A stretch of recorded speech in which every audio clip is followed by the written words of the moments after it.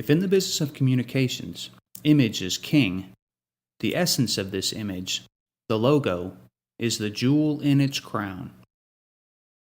We are the image makers and brand builders, and we are standing on the shoulders of giants. But have the designers of today somehow let those giants down? Is the field of design harder or easier than in the past? Certainly technology has changed everything, but the fundamentals of logo design remain the same. Throughout the modern and postmodern design movements, corporate logos have changed dramatically. Prior to the 1950s, most logos included the company's name as well as the product or service offered. These logos were highly denotative, quickly deciphered and understood by the audience. But this is no longer the rule. Logos, and even company names, are being oversimplified to the point of abstraction. Their meanings are much more connotative and no longer readily apparent, making it difficult to discern one company from another. Let's take a look at this shift. In the beginning, there was design, and it was good. Okay, so that might be a little strong, but it was definitely denotative, meaning you could easily look at a business's sign and quickly determine what that company did. One of the earliest examples of a logo was uncovered in Pompeii. While excavating the ancient city, a fresco was unearthed, showing a merchant handing out bread with a caption that roughly translates to, "Verenicus and Pudens sell sacrificial bread here." This was thought to be a sign for a bakery and a prime example of a very denotative logo. A lot has changed since the days of Pompeii, and artistic styles and movements have come and gone. As Europe was coming out of the horrors of World War I, designers of the Distill movement, in an effort to bring simplicity and healing to the world, worked to reduce design to its most essential components. This trend of simplification led to more connotative logos, which required the viewer to bring their own meaning to the symbols. A good example of this transition from a literal or denotative logo to a symbolic or connotative one can be illustrated through the evolution of the Pepsi logo. What started out as Brad's drink was renamed Pepsi Cola in 1898. Since then, the logo has evolved from a hand-drawn script created by the product's developer, Caleb Bradham, to today's highly stylized orb. With the exception of one slight deviation in the 1950s with the addition of the bottle cap, the Pepsi logo has continually become more and more connotative throughout its lifespan. Given this time frame, the changes in the Pepsi logo can be traced from the Victorian period of the late 1800s with its highly embellished script through the modernism movement to the postmodern highly abstract logo of today. From the perspective of Ferdinand de Saussure and Charles Sanders Peirce, the founders of semiotics, the Pepsi mark has evolved over the years because consumers have assigned meaning to the logo and agreed it represents a soft drink. Saussure suggests that the relationship between the sign and what it stands for is arbitrary. The correspondence between the sign and its meaning is a matter of cultural agreement.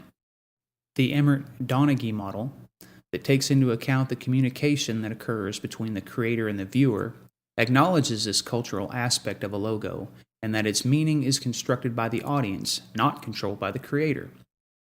The new Pepsi Orb logo works only because consumers have tied the icon to the cola product. Had the logo simply gone from the original script of 1898 to the orb of today, consumers would be confused as to its meaning. You may be thinking, the original logo looks a lot like Coke, and you'd be right.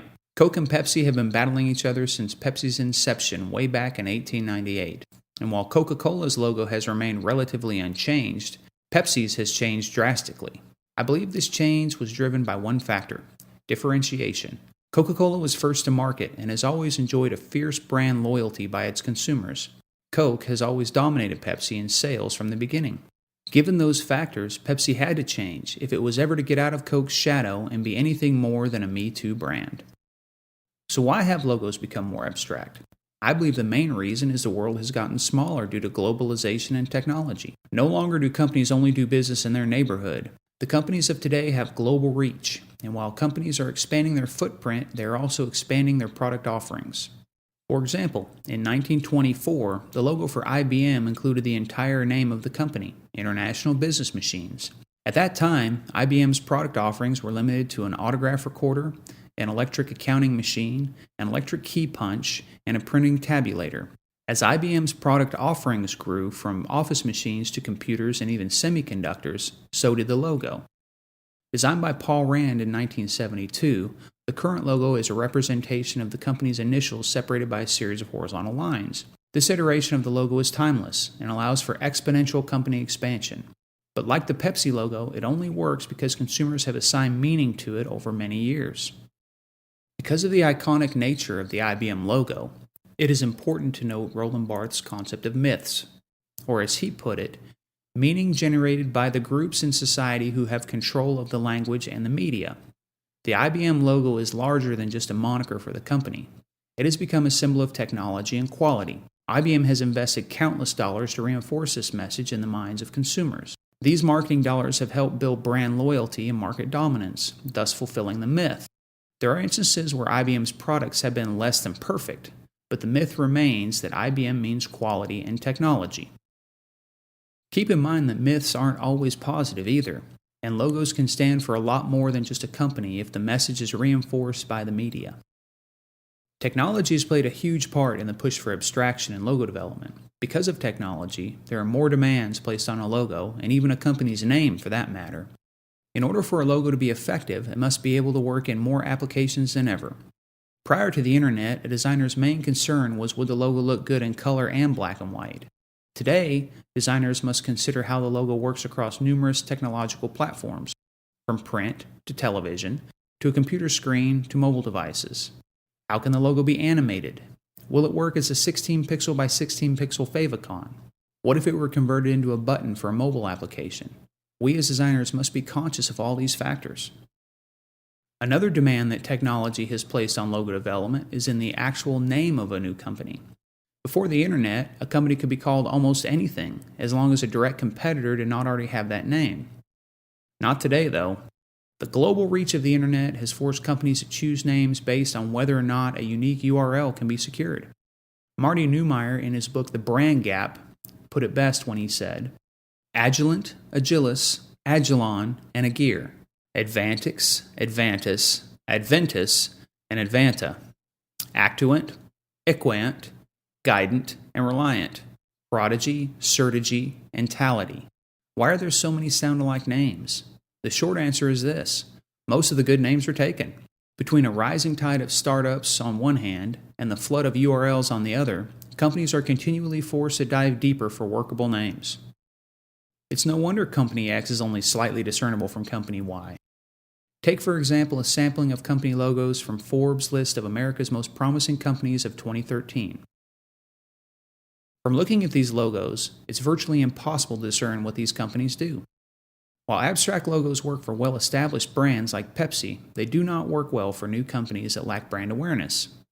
Because of this, I would argue that logos of a more denotative nature help build brand recognition easier than logos that are highly connotative. Let's take a look at how a couple of these logos can be made stronger with a small denotative fix. Iserona sells software that syncs medical device data with electronic records. So what if the logo read Iserona Healthcare or Iserona EMR Exchange? Just a couple denotative words makes all the difference, along with a musical tag by the Mac. Okay, that's probably a bad idea. How about Vivint, a home automation company that helps customers manage security and lighting systems via smartphones and tablets? How about Vivint Home Automation or Vivint Home Management? Anything to help the consumer understand what they do. Once these companies have become household names, they can drop the extra words. But until then, they're not doing their potential customers any favors. While globalization and technology have presented challenges for logo development, they also present new opportunities. Aldous Huxley wrote, "The more you know, the more you see." He argued that sight and thought are inseparable. In that respect, the internet has increased the visual vocabulary of our society by improving access to information, which has increased the sophistication of our audiences, making abstraction more acceptable and decipherable. Another opportunity technology has given designers is the ability to bring the Emmert-Donoghue communications model to life on a global scale. With blogs, likes, and customer reviews, designers can get feedback on their work almost instantaneously. And by interacting directly with the target audience, designers are able to create communications that speak to consumers and make them feel personally engaged with the brand. One challenge that technology has created is the rise of crowdsourcing in logo development. This practice of creating cheap, ineffective logos is devaluing our craft.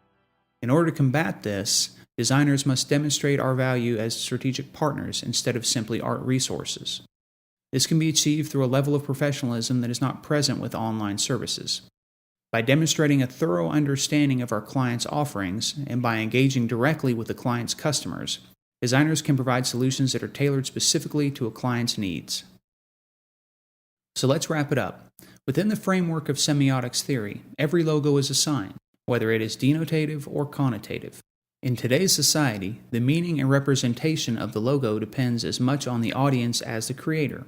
With increasing globalization and technological innovations, it is important for designers to consider a company's brand equity prior to beginning the logo development process.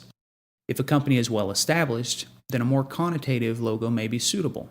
On the other hand, if a company is just starting out or lacks brand awareness, a denotative logo would probably work better. As the current trend in logo development goes from meaning to abstraction, we as designers must be aware that trends come and go, and we should be mindful of what we are communicating and to whom we are communicating.